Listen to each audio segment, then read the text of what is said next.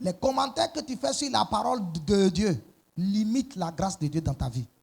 Les faux raisonnements que tu as dans ta tête limitent la grâce de Dieu dans ta vie. Parce que tu es né par la parole et tu dois vivre par elle. Quand le pasteur prêche la sanctification, on dit, oh, vraiment lui là, il est un pasteur dépassé. Quand il prêche la prospérité, il aime l'argent. Quand il commence à faire les délivrances, lui là, il est avec les démons, c'est un sorcier. Quelle prédication maintenant tu veux?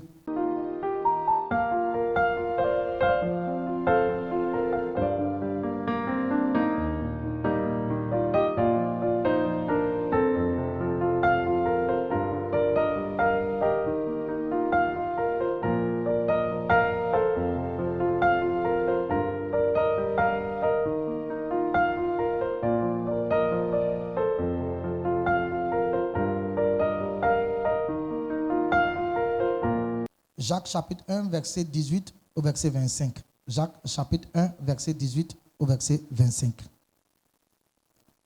Ce texte va nous enseigner comment permettre à la parole de Dieu d'atteindre son but dans notre vie.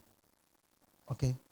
Donc, ce texte-là nous enseigne comment permettre à la parole de Dieu d'atteindre son but dans notre vie. Quand la parole de Dieu vient, c'est pour atteindre un but.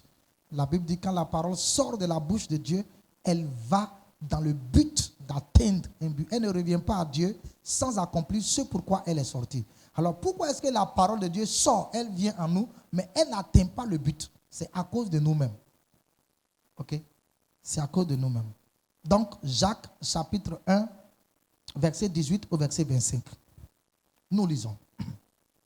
Nous allons aller pas à pas pour expliquer. Il est dit, il nous a engendrés selon sa volonté par la parole de vérité, afin que nous soyons en quelque sorte les prémices de ses créatures. Wow. Donc Jacques dit que Dieu nous a engendrés. Donc ça parle de la nouvelle naissance. Okay? Dieu nous a engendrés. Nous sommes nés de nouveau selon sa volonté. Donc ça a été la volonté de Dieu que nous naissions de nouveau. Mais quel est le moyen qu'il a utilisé pour que nous naissions de nouveau? C'est la parole de vérité. Donc ça veut dire que c'est la parole qui nous a permis de naître de nouveau. C'est quand nous avons entendu la parole, que nous l'avons comprise, que nous sommes repentis et nous sommes nés de nouveau. Ça veut dire que le point de départ de ta vie chrétienne, c'est la parole de vérité. La nouvelle naissance ne vient pas lorsqu'on parle de prospérité, parce que ce n'est pas la parole de vérité. La nouvelle naissance vient lorsqu'on te dit la vérité sur ta vie. C'est-à-dire le jour où tu as reconnu la vérité de Dieu, que tu es dans le faux, tu es dans le mensonge, tu es dans le vol, et que tu t'es repenti, ce jour-là, tu es né de nouveau. Donc, ceux qui viennent à l'église parce qu'on leur a dit qu'ils vont trouver du travail ne naissent pas de nouveau. Ceux qui viennent à l'église parce qu'on leur dit que si tu viens, tu vas trouver mari, ils ne naissent pas de nouveau. Parce que la nouvelle naissance est liée à la parole de vérité. La vérité fait mal, elle blesse. Ok? La vérité est forte, elle est dure, elle blesse.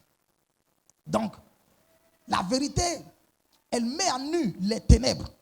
Donc, ceux-là qui viennent à l'église parce qu'ils cherchent la vérité, eux, ils expérimentent la nouvelle naissance. Donc, ça veut dire que dans l'église, il y a ceux qui cherchent les miracles et il y a ceux qui cherchent Dieu. Ceux qui cherchent Dieu aiment la vérité. Le point de départ de la vie chrétienne réelle, c'est la parole de vérité. Nous devons être au clair là-dessus. Donc, si le commencement de ta vie chrétienne, si ta nouvelle naissance est basée sur la parole de la vérité, ça veut dire que pour toute ton existence chrétienne, tu dois fonctionner selon la parole de vérité.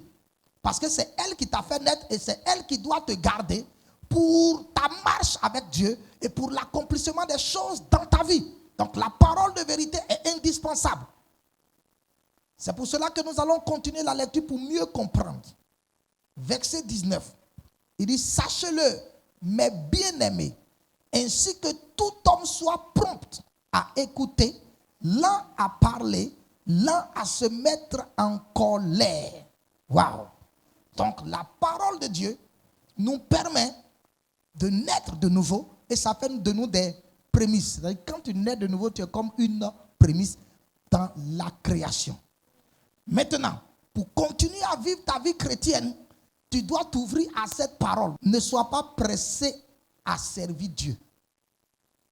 La Bible dit que tout homme soit prompt à écouter.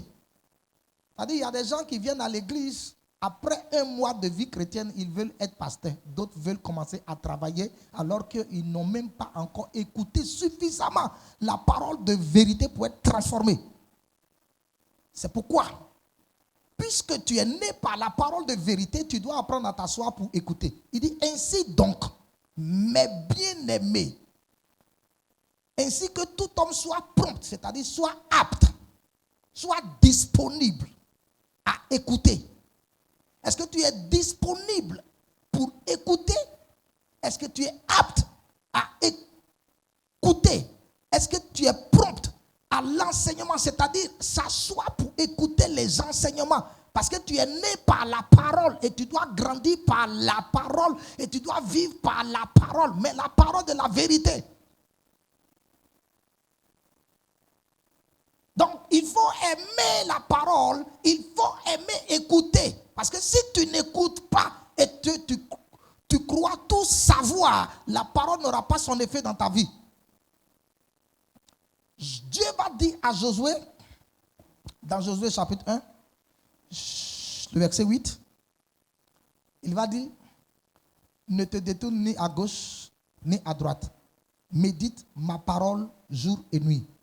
Médite ma parole jour et nuit. Il dit que le livre de la loi ne s'éloigne point de ta bouche. C'est ça.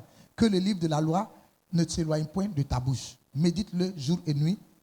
Ne te détourne ni à gauche ni à droite. Ainsi tu réussiras dans tout ce que tu entreprendras. Parce que tu es né par la parole. Et en prononçant la parole va remplir ton cœur. Donc Dieu dit à Josué que le livre là ne s'éloigne point de ta bouche. Il répète. Donc, lis-le et répète-le. Dieu dit aujourd'hui que tout homme soit prompt à écouter. Écoute et répète. Écoute et répète. Lis et répète. Donc, sois prompt à l'enseignement. Parce que l'enseignement de la parole de Dieu, c'est elle qui va te donner le pouvoir de vivre ta vie chrétienne. Il dit, sois lent à parler. Ne sois pas pressé pour parler. Sois lent à parler. Ne te mets pas rapidement à enseigner les autres. Mais apprends. Tu peux apprendre. Vous savez, Paul a appris pendant 14 ans. Quand Paul s'est converti, il voulait prêcher. Mais Dieu l'a stoppé. Il a fait 14 ans à apprendre. Mais lorsqu'il a appris et qu'il a commencé à faire l'œuvre de Dieu après, waouh, c'était extraordinaire. Il faut apprendre. L'un à parler et l'un à se mettre en colère. Ne sois pas vite frustré dans ta vie parce que la vérité blesse. Si tu es prompt à écouter et que tu ne parles pas vite et que tu ne te mets pas en colère vite parce que tel t'a dit ceci, tel a parlé contre toi ou bien la prédication t'a choqué, la Bible dit tu vas réussir. Tu vas réussir. La Bible parle aux femmes. Paul va dire que les femmes se taisent dans l'assemblée, qu'elles s'asseyent tranquillement et qu'elles écoutent. C'est bien que les femmes aussi parlent peu. Qu'elles prennent le temps d'écouter la parole. Ne pas écouter les comméras. Il faut sélectionner ce que tu écoutes.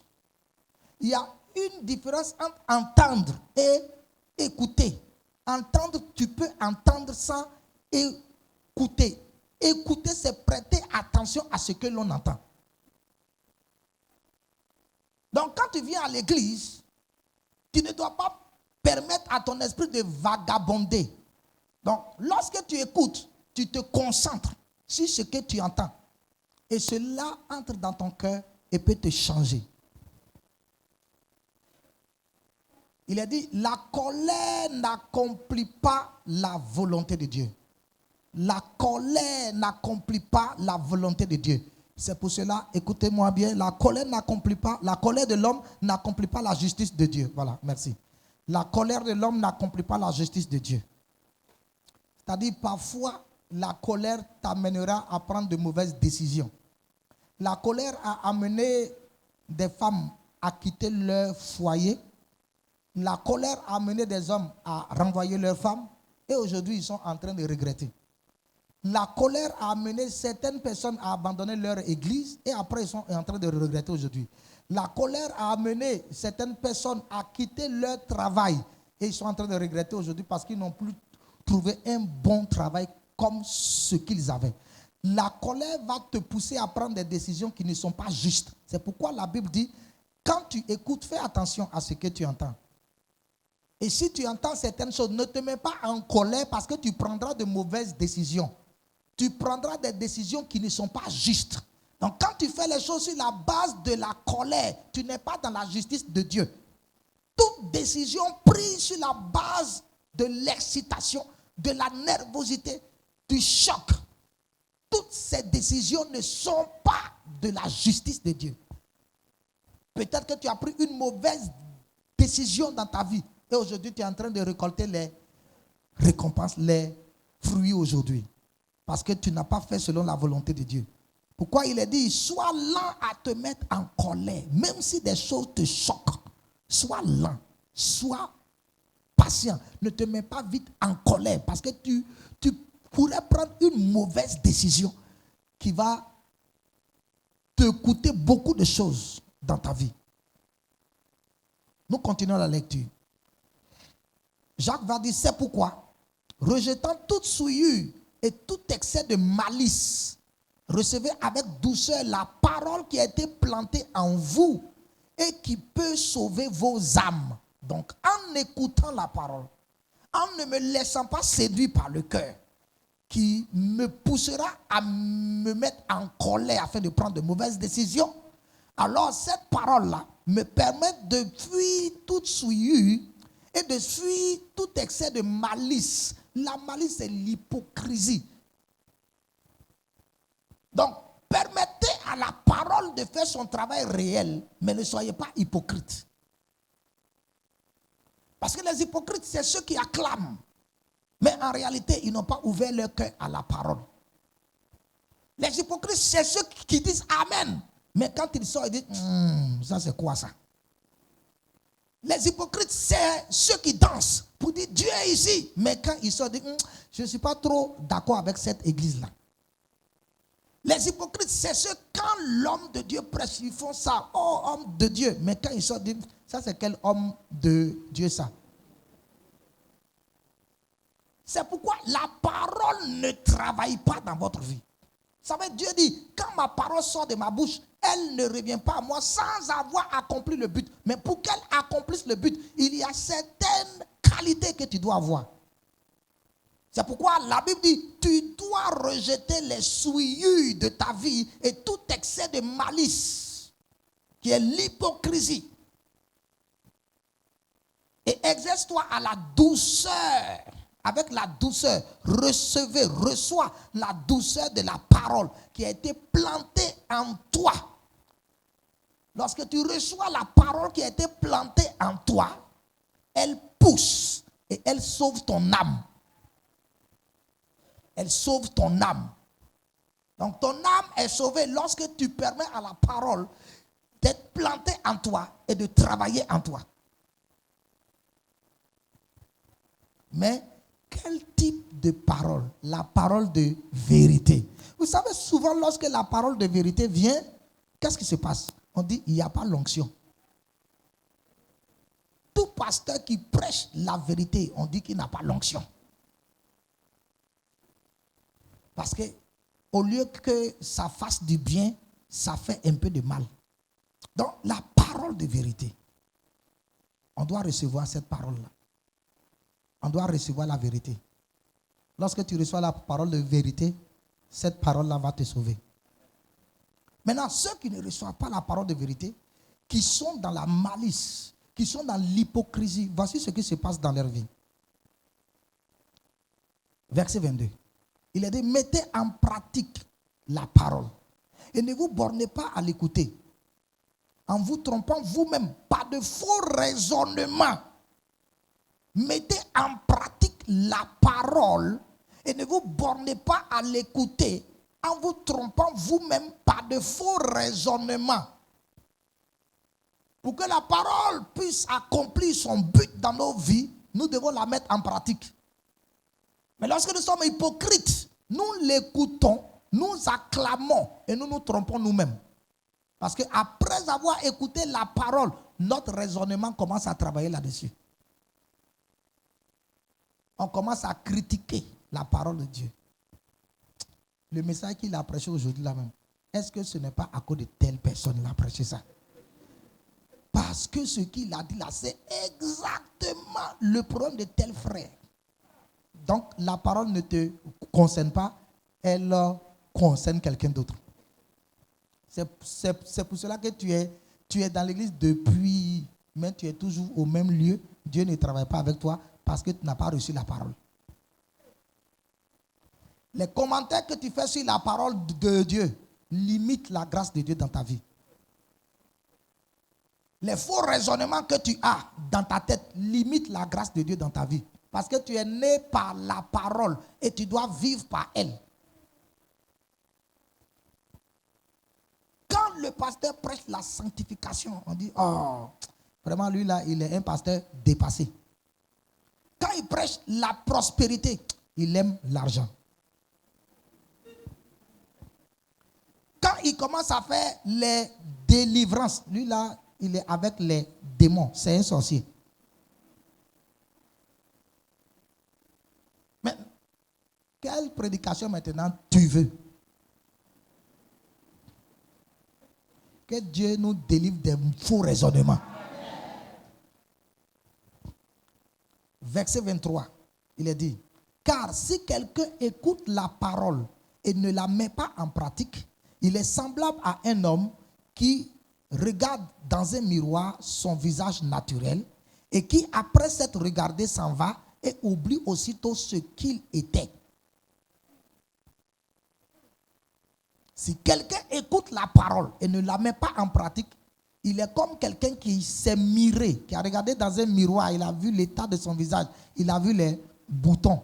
Mais quand il quitte là, il oublie qu'il a un bouton et il ne se traite pas. Le bouton grandit, devient un abcès. Parce qu'il a oublié de se traiter. La Bible dit, si tu viens à l'église, ou si tu lis la Bible, et que tu vois ton visage, tu vois tes erreurs. C'est-à-dire quand on prêche, et que tu vois tes erreurs, répands-toi, mets la parole en pratique.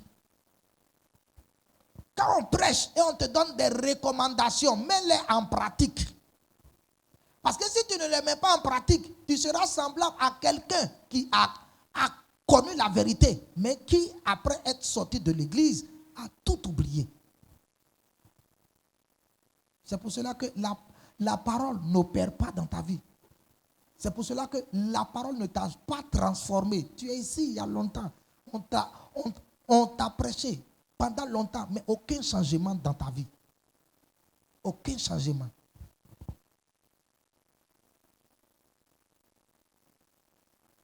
Verset 25. Mais celui qui aura plongé les regards dans la loi parfaite, la loi de la liberté, et qui aura persévéré, n'étant pas un auditeur oublié, mais se mettant à l'œuvre, celui-là sera heureux dans son activité. Écoutez-moi bien, la Bible est claire. Mais celui qui aura plongé les regards dans la loi parfaite, la loi parfaite de Dieu, ne vole pas, ne tue pas, ne fait pas ça. C'est ça la loi parfaite. On va te dire la vérité. La parole de la vérité. Quand tu plonges tes regards là-dedans, lorsque tu acceptes la vérité, qui est la loi parfaite, mais il y a aussi la loi de la liberté, parce que ça te délivre de beaucoup de choses. La Bible dit celui-là, lorsqu'il persévère, donc la Bible parle ici de persévérance.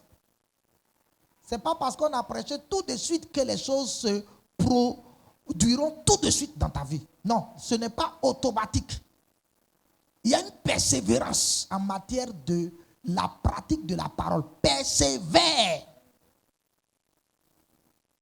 Combien d'années as-tu fait en Christ et tu es pressé? Persévère dans la parole. Même si ça ne va pas, persévère. Même si c'est dur, persévère. La Bible dit, ceux qui auront persévéré et qui ne sont pas des auditeurs oublieux, c'est-à-dire que ceux qui écoutent et qui oublient. Donc non seulement il faut persévérer, mais il ne faut pas être quelqu'un qui oublie les prédications. Combien de personnes écrivent les prédications et les relisent? Combien les écoutent et les met en pratique? Combien prient seuls? Parce qu'on a enseigné ici la prière. Mais je vois toujours des gens qui s'attendent à la prière de l'apôtre. Alors qu'on a enseigné aux gens comment prier. Eux-mêmes, ils ne prient jamais. Mais ils veulent qu'on leur impose les mains.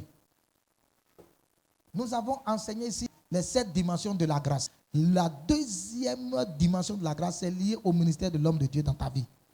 Mais toi-même, tu dois travailler pour grandir dans la grâce.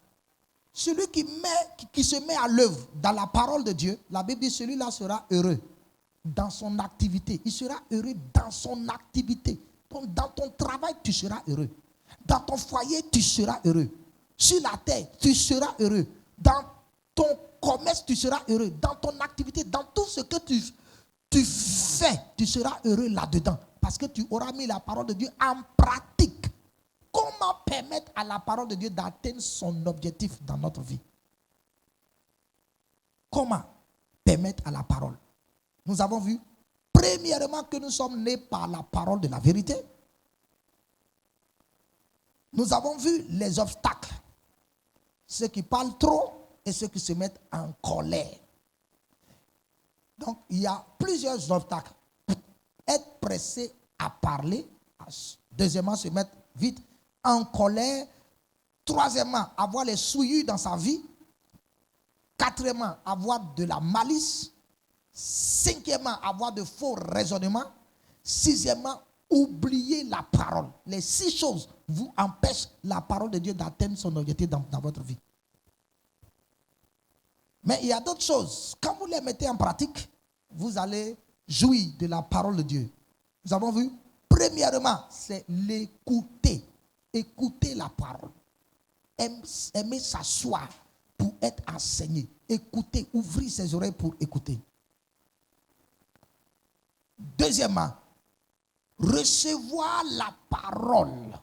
C'est-à-dire, recevez avec douceur la parole qui a été plantée. Donc, recevoir. Non seulement vous l'écoutez, mais vous la recevez, vous l'acceptez.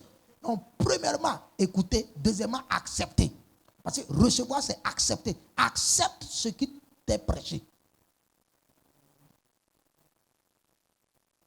Troisièmement, mettez en pratique. Donc, premièrement, l'écouter. Deuxièmement, l'accepter. Troisièmement, la mettre en pratique. La mettre en pratique. Quatrièmement, persévérer dans la parole. Quatrièmement, persévérer dans la parole.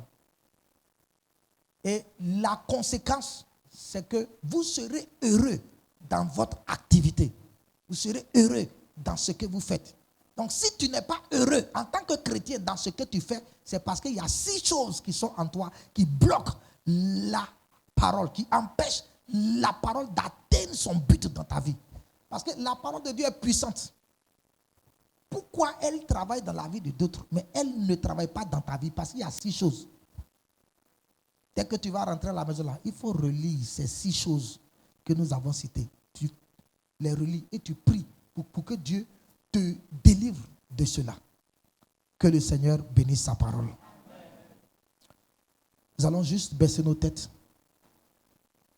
et nous allons demander au Seigneur de nous aider à vivre la parole, à pratiquer la parole. Prions au nom de Jésus.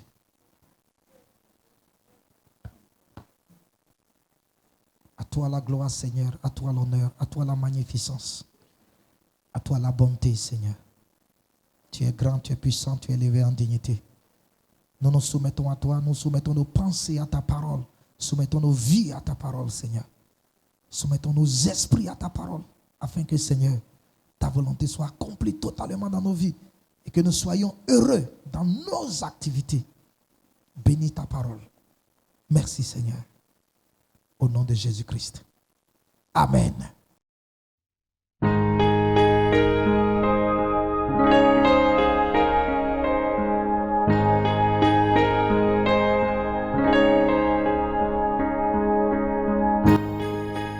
La mission chrétienne Réma est située dans la 2e rue, à droite sur la voie pavée logeant la clôture du SOS Village d'enfants d'Abomey-Calavi.